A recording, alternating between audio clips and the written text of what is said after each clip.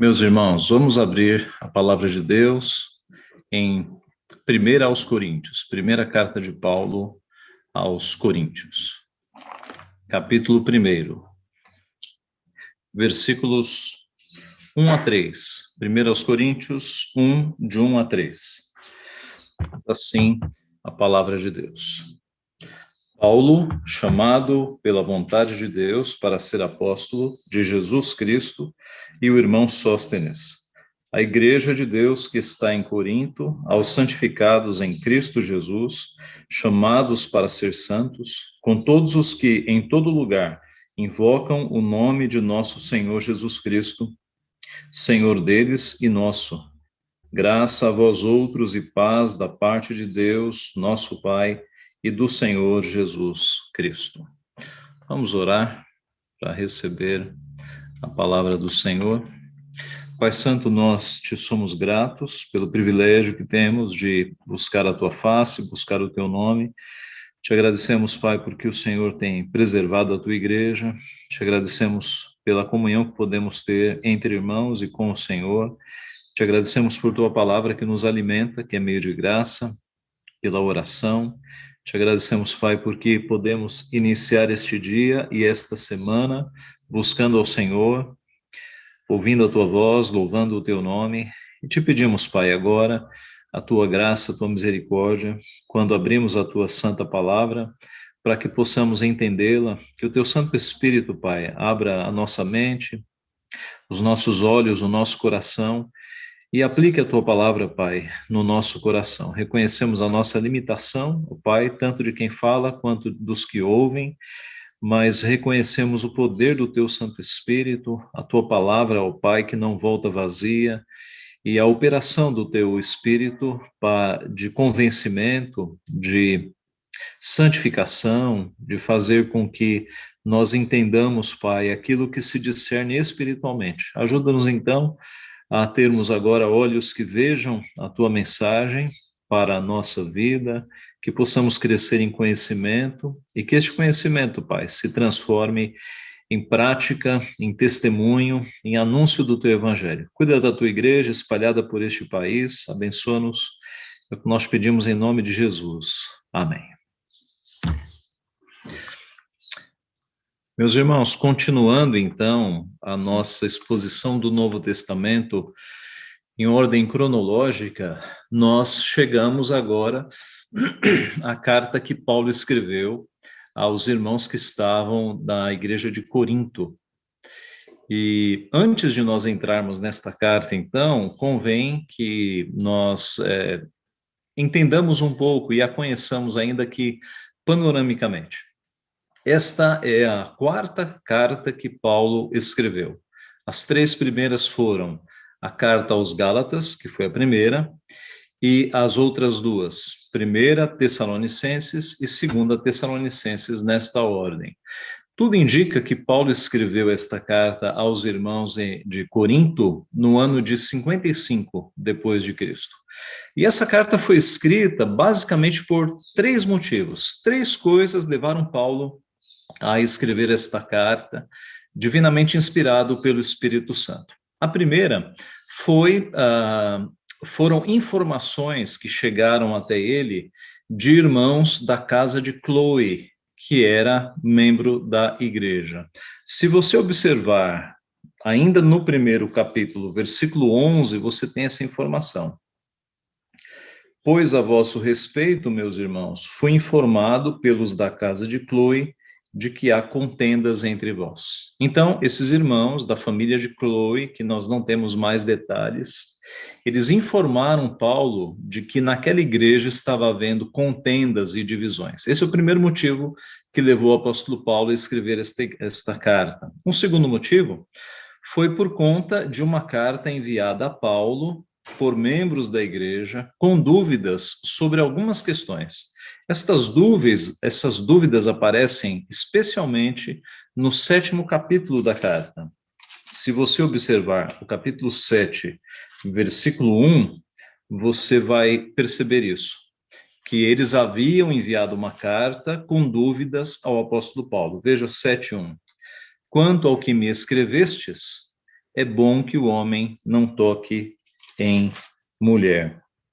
E no decorrer deste capítulo todo, você tem Paulo tirando dúvidas que foram escritas, colocadas numa carta enviada a ele. Então, este é o segundo motivo, uma carta que chegou a Paulo.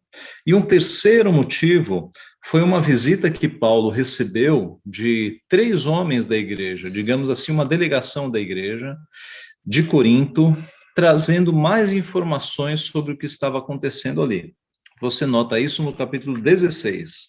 Veja 1 Coríntios 16, verso 17. 1 Coríntios 16, 17.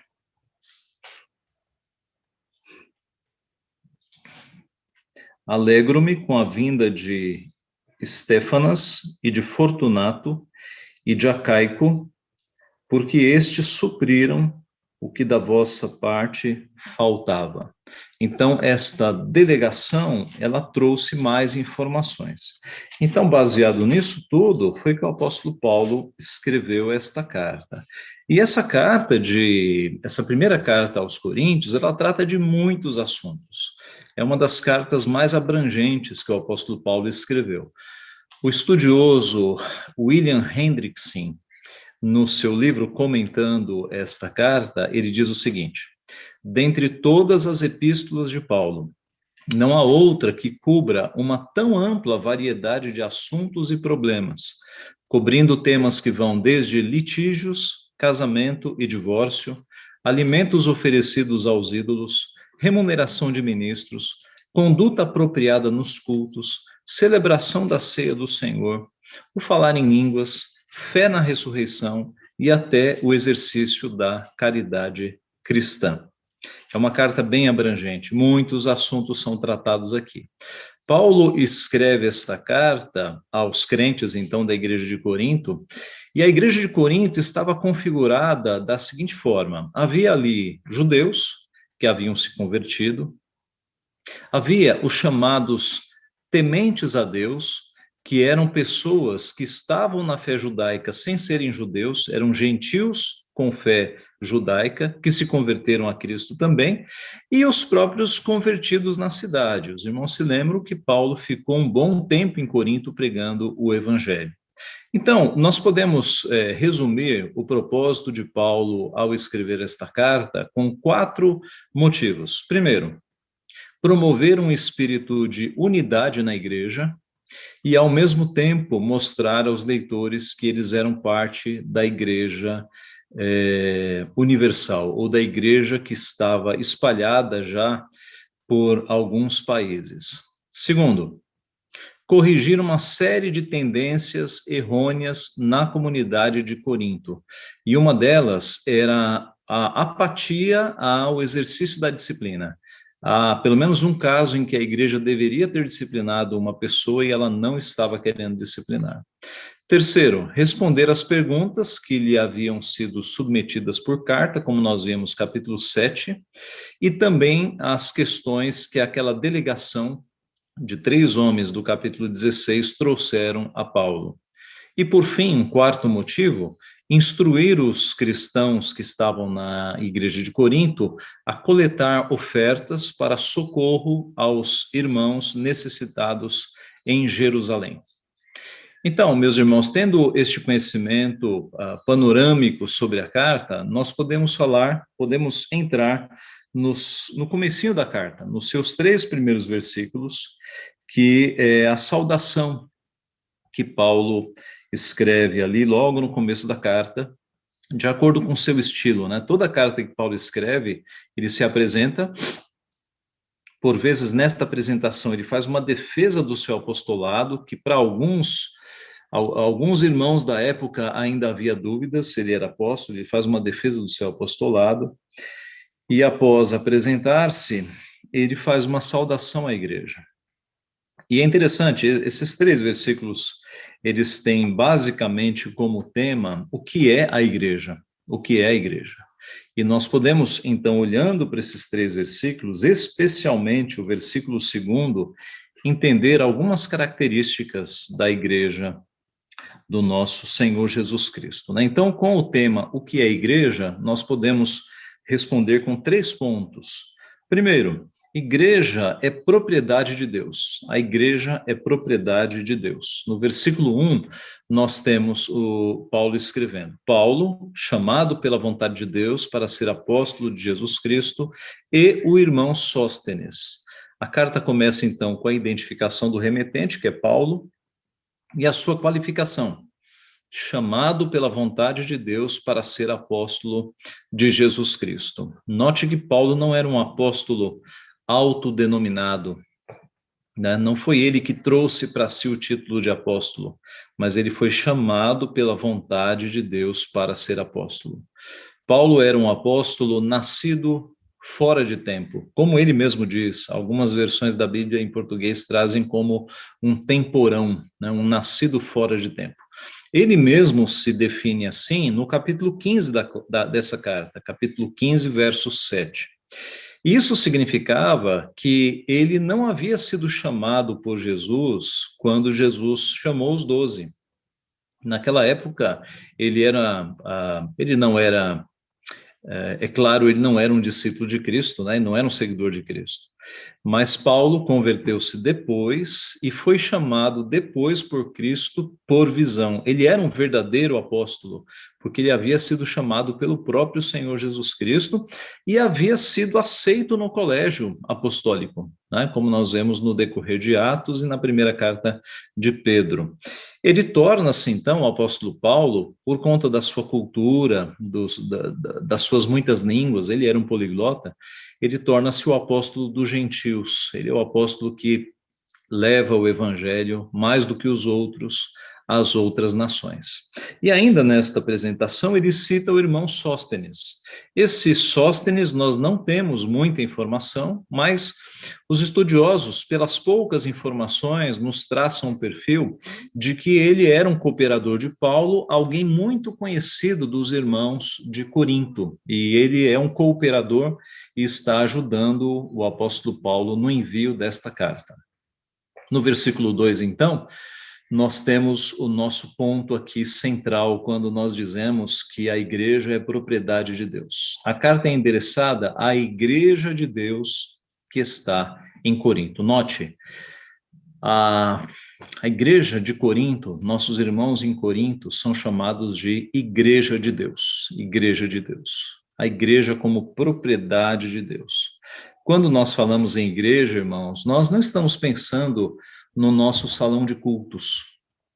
O conceito de igreja no Novo Testamento é de que a igreja é o corpo dos fiéis, é o corpo daqueles que seguem a Cristo. Então, não importa se nós estamos reunidos numa construção que nós chamamos templo, se nós estamos reunidos num local rural, com apenas uma tenda, e nós estamos ali louvando a Deus. Não importa se estamos reunidos num momento de perseguição, numa caverna, num lugar escondido.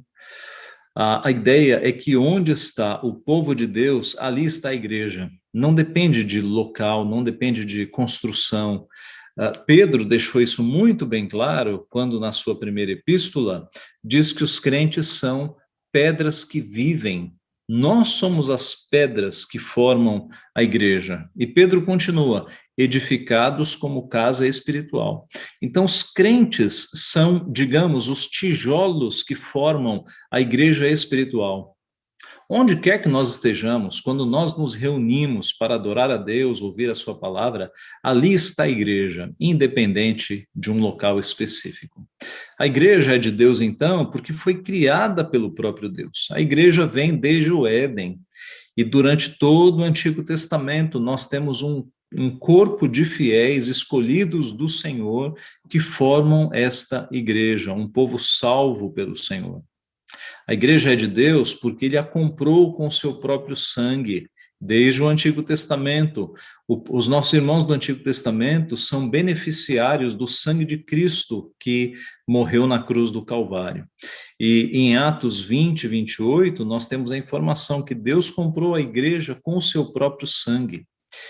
Deus, lá em Êxodo, capítulo 19, versos 5 e 6, falou por boca de Moisés: agora, pois, se diligentemente ouvirdes a minha voz e guardardes a minha aliança, então sereis a minha propriedade peculiar dentre todos os povos. Porque toda a terra é minha, vós sereis reino de sacerdotes e nação santa. Muitos séculos depois, Pedro repete basicamente a mesma mensagem às igrejas da Ásia, num contexto não mais judaico.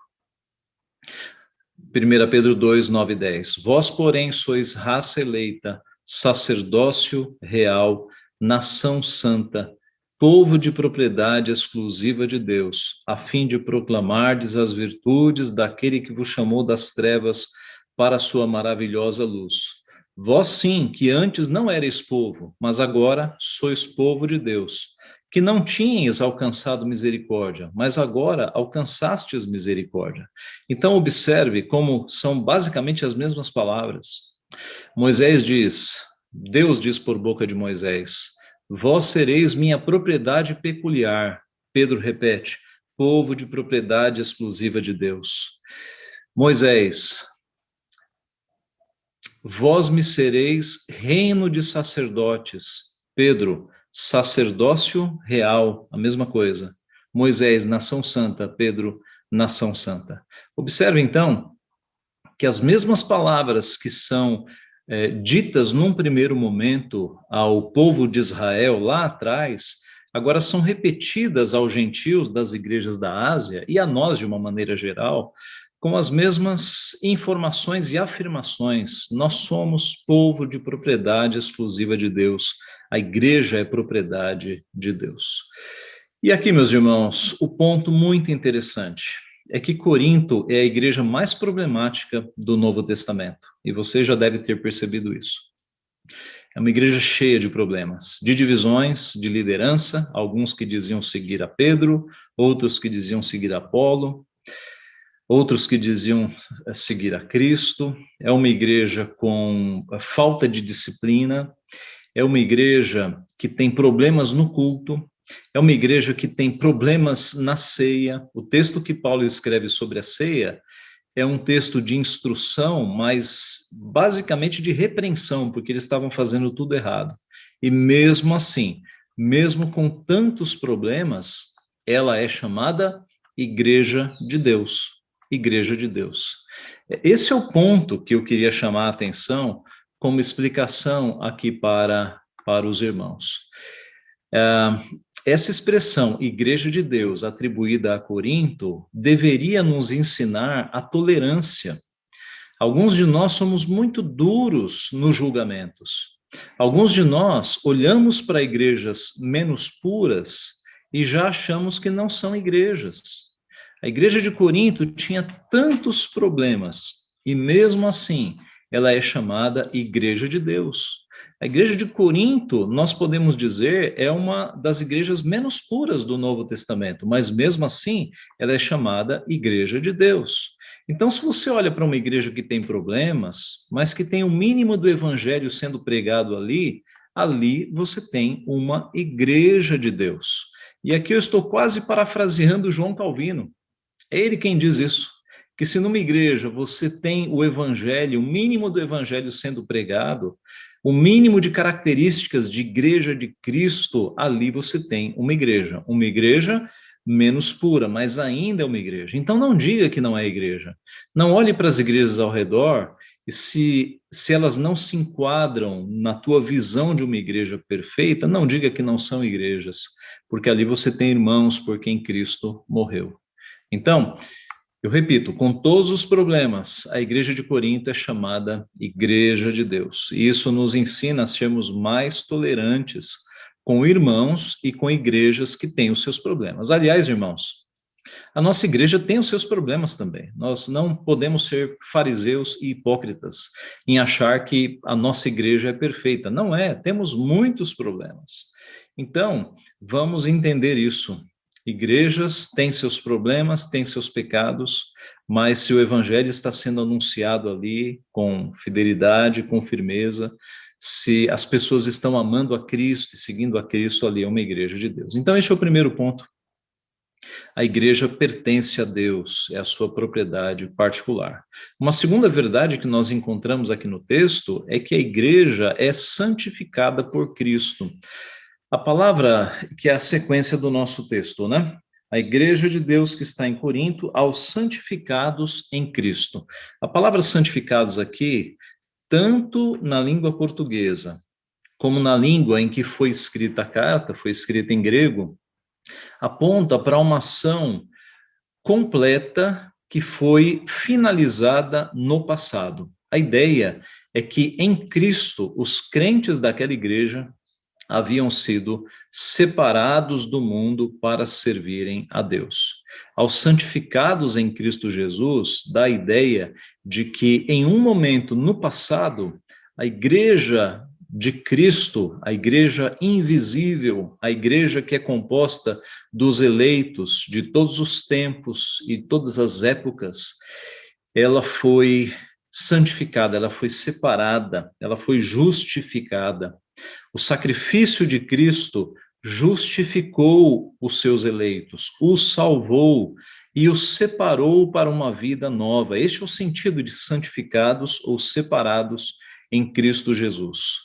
Nesta carta, no capítulo 6, verso 11, o apóstolo Paulo diz: tais fostes alguns de vós, mas vós vos lavastes, mas fostes santificados, mas fostes justificados em o nome do Senhor Jesus Cristo e no Espírito do nosso Deus. Eu creio que vocês leram este texto no culto familiar nesta manhã.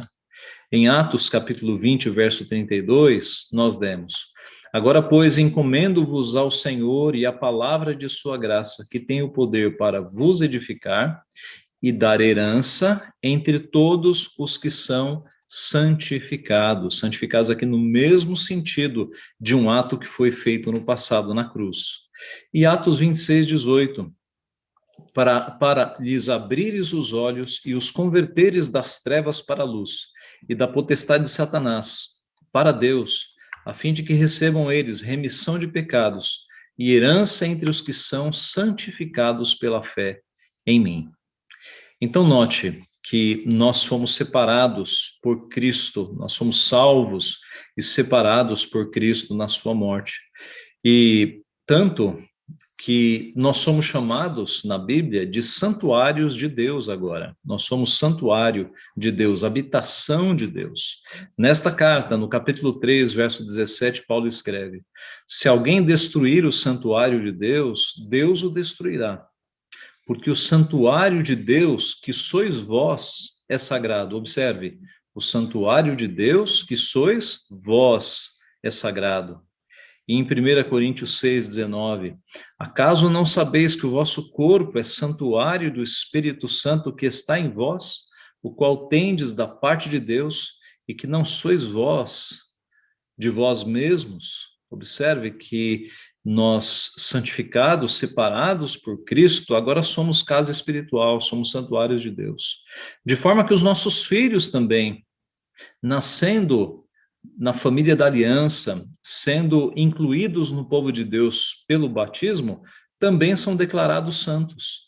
Paulo escreve isso no capítulo 7, verso 14, porque o marido incrédulo é santificado no convívio da esposa, e a esposa incrédula é santificada no convívio do marido crente. De outra sorte, os vossos filhos seriam impuros, porém agora são santos. Observe que os nossos filhos, que nascem na família da aliança e que são devidamente incluídos na igreja visível pelo batismo, são chamados santos também. Então, a igreja é santificada, separada por Cristo para uma nova vida.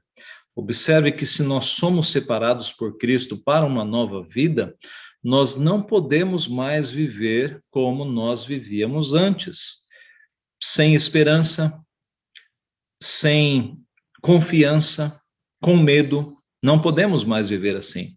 Nós fomos separados por Cristo para uma nova vida.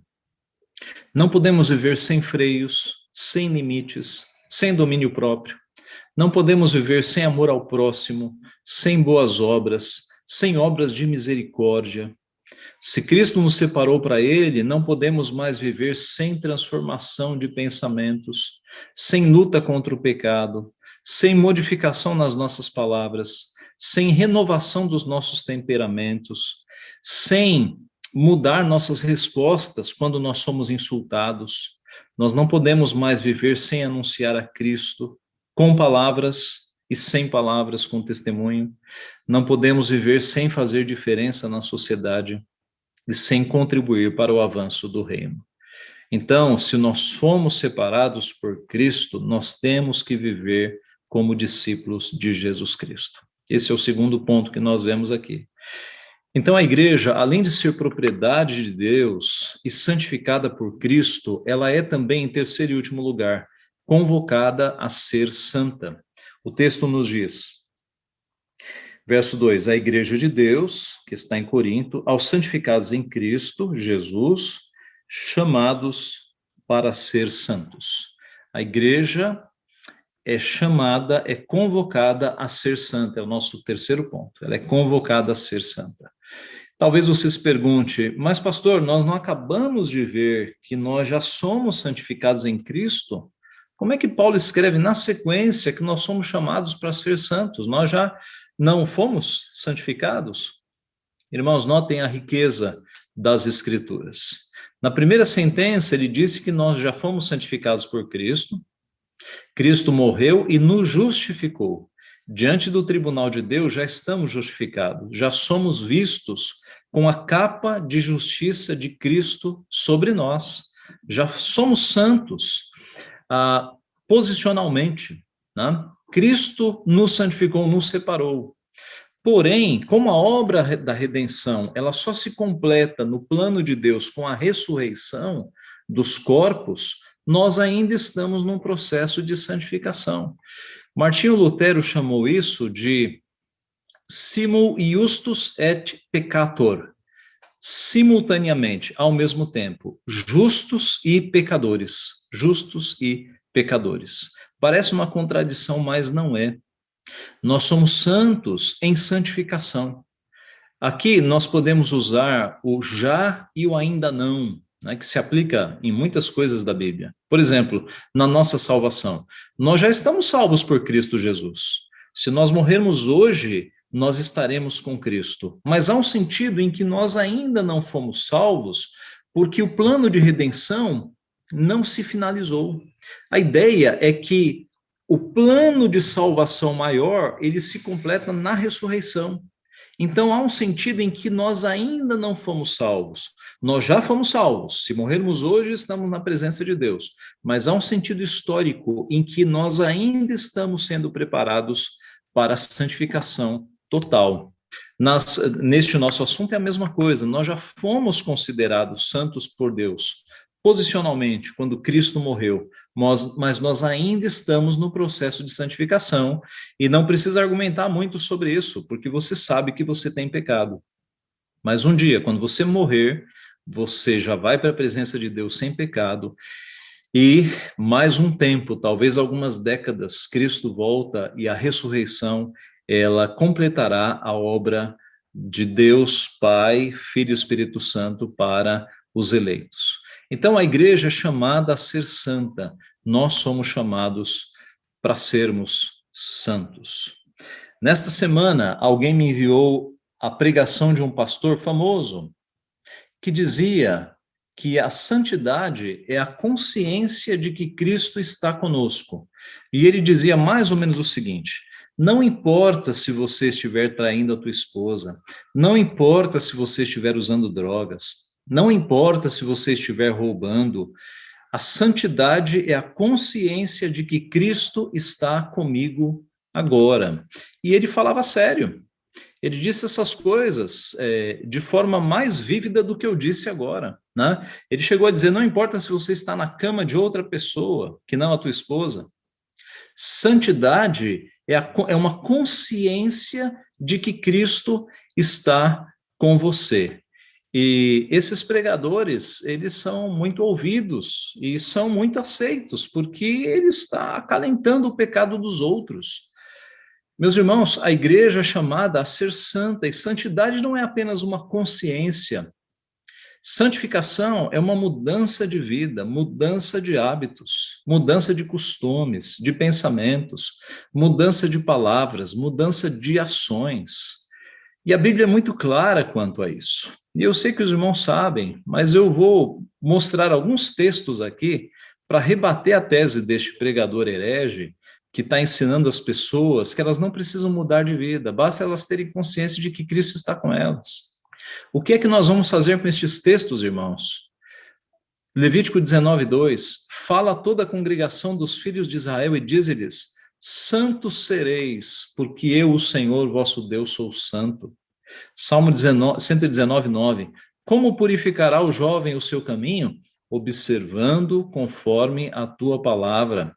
Salmo 139:23 e 24, sonda-me, ó Deus, e conhece o meu coração. Prova-me e conhece os meus pensamentos.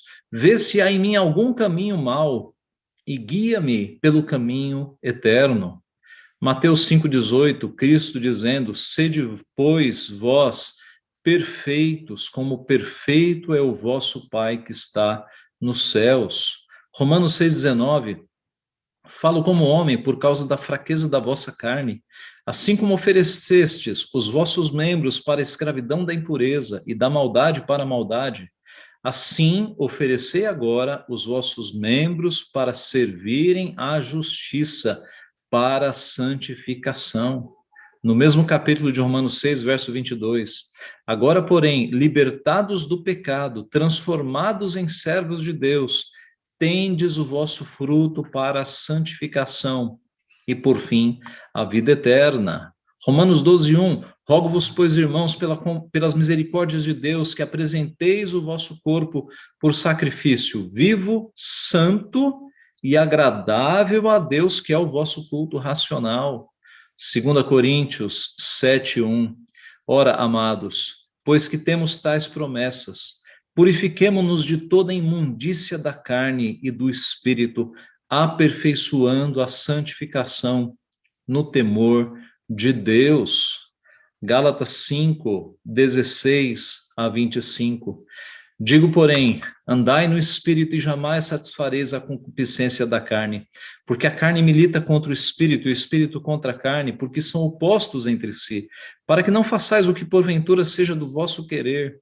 Mas se sois guiados pelo espírito, não estáis sob a lei. Ora, as obras da carne são conhecidas e são prostituição, impureza, lascívia, idolatria, feitiçarias, inimizades, porfias, ciúmes, iras, discórdias, dissensões, facções, invejas, bebedices, glutonarias e coisas semelhantes a estas, a respeito das quais eu vos declaro, como já outrora vos preveni, que não herdarão o reino de Deus os que tais coisas praticam.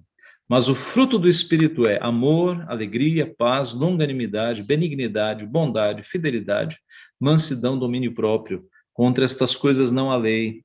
Agora, e os que são de Cristo Jesus crucificaram a carne com as suas paixões e concupiscências. Se vivemos no Espírito, andemos também no Espírito. Irmãos, como é que é santificação? Uma consciência. Santificação é prática, é tudo que nós estamos vendo aqui. Santificação é mudança das coisas da carne para que nós vivamos no Espírito. Muitos outros textos, assim como nos escolheu nele antes da fundação do mundo para sermos santos e irrepreensíveis perante ele, Efésios 1:4. Efésios 5:3. Mas a prostituição e toda impureza ou avareza nem ainda se nomeia entre vós, como convém a santos. Filipenses 2:14-16, fazei todas as coisas sem murmuração, nem contendas, para que sejais irrepreensíveis e sinceros, filhos de Deus, inculpáveis, no meio de uma geração corrompida e perversa, entre a qual resplandeceis como astros no mundo, retendo a palavra da vida. E chegando ao final, 1 Tessalonicenses 4:3, 4 e 7. Pois esta é a vontade de Deus, a vossa santificação, que vos abstenhais da prostituição. 4. Que cada um de vós saiba possuir o próprio corpo em santificação e honra. 7. Porquanto Deus não nos chamou para a impureza, e sim para a santificação. E por fim, o meu preferido, segui a paz com todos e a santificação, sem a qual ninguém verá o Senhor. Sem santificação, ninguém verá o Senhor. Hebreus 12, 14. Muitos outros textos nós teríamos. Os irmãos devem ter lido 1 Coríntios 6, do verso 1 ao 11. Ali no final também fala sobre pecados que não herdarão o reino de Deus. Então, a Escritura deixa muito claro que a santificação tem a ver com transformação de vida. Conversão é mudar os caminhos. Como alguém já disse, santificação tem a ver com nós amarmos o que Deus ama e odiarmos o que Deus odeia. Pureza de mente, de coração e de ações. Então, a igreja é convocada a ser santa, nós não podemos ter dúvida disso. E a saudação de Paulo encerra-se com as seguintes palavras: com todos os que em todo lugar invocam o nome de nosso Senhor Jesus Cristo, Senhor deles e nosso, graça a vós outros e paz da parte de Deus, nosso Pai, e do Senhor Jesus Cristo. Essa primeira parte, quando diz, com todos os que em todo lugar invocam o nome do Senhor Jesus Cristo, Senhor deles e nosso, é um ensino à igreja de Corinto de que eles não estão sozinhos. A igreja de Cristo está em todo mundo. A igreja de Corinto está ligada àqueles que em todo lugar invocam o nome do Senhor Jesus Cristo. E no final, graça a vós outros e paz da parte de Deus, nosso Pai, e do Senhor Jesus Cristo. Graça e paz. Primeiro vem a graça e, por consequência, nós temos a paz. Concluindo, meus irmãos, a igreja é propriedade de Deus, é santificada por Cristo e é chamada a ser santa. Que este conhecimento, então, nos leve a ter mais confiança em Deus, pois somos dele, propriedade exclusiva dele. Nos leve a ter mais certeza da salvação, porque Cristo morreu de uma vez por todas, para que nós fôssemos salvos, separados, e nos leve a uma vida de santificação, porque foi para isso que nós fomos salvos, para ter uma vida de santificação.